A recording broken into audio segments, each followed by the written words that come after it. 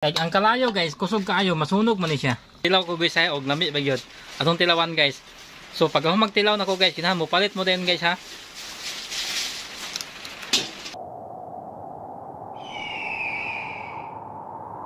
Ingon ani di ang pag-slice of bisol chips. Ibutang ni yung tubig guys.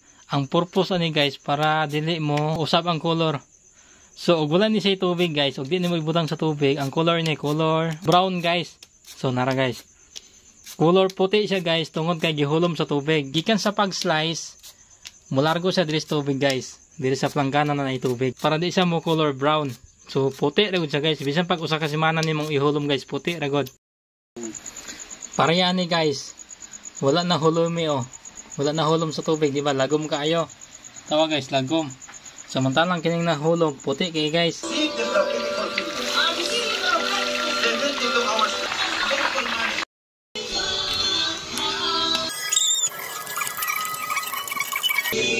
A few minutes later. Kini guys, ano na ni? Ang second coating para na ni magbutang og kalamay.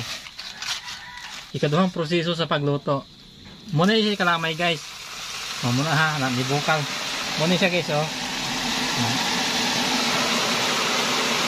Pasensya na gud mo guys ha. Kay wala gud taong ko kita guys yun sa ni paghimo. Pero guys, based akong experience ani guys, kay ako managluto po ko inani guys sa una sa wala pa koy tango. Wag kay iya. Karon kay payag naman ko so di na ko magluto ani.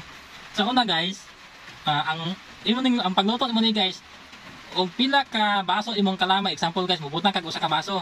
So usa po siya ka basong tubig. Example, og 5 ka baso imong kalamay, so 5 po ka basong tubig. So inana na siya guys ha, tapos ilunod mo dito guys, imo ni siyang itak-ang, tapos pag magtak-ang, pagbukal ani guys, imong banta-bantaon guys na ang kalamay nangadurog na, kanang nangalinis na guys, kanang inana na siya color guys, o pula nag-color. Ikan sa pagkawala sa bula guys, kita mo nang layat-layat guys, bula na siya ha. Ug mawala na pati tuoran niyo pa inyo haunon kay luto na siya. Luto mo ni guys, kinahanglan na hinay kay kalayo guys. Tama guys, hiner nang kalayo guys ha. Kay ang kalayo guys, kusog kaayo, masunog man ni siya. Ang kamutan na mo ni guys na ang resulta ni kanang dry. Dili tong basa guys, walay lami nang basa guys. Wala nay lami. Di ba boys? Wala nay lami boys no. Ano na siya guys ha? Na. Muna na siya guys. So, inana sabihin luto na siya. Haunon na gani guys kay luto na. Kamugod bugo gumo kay dira. What? Daginutong gani mo guys kay mahal king bisol ron guys ha. So, pagkahuman na ibutang na sa sudlanan. Ayun na naman guys. Tapos, muna na siya guys. Patuloon na siya guys ha. Na, patuloon siya na dira. Tapos, pagkahuman guys, ibutang na sa plastic. Ini, og dugay ni mo haunon guys. Mo inani siya dry kay guys. Ang tawa guys. So, mo inani siya ha. Og ganang dugay ni mo haunon. Pero, pag wala sa bula guys, pagkatiyo-tiyo, gihaon din ni mo. Inani yung hitsura guys. Kini guys oh. Yun ani guys oh.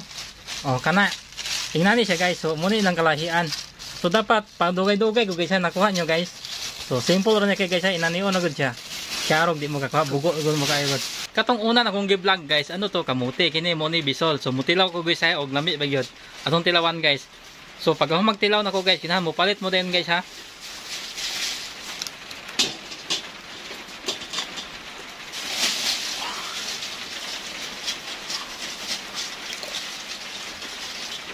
Lami guys.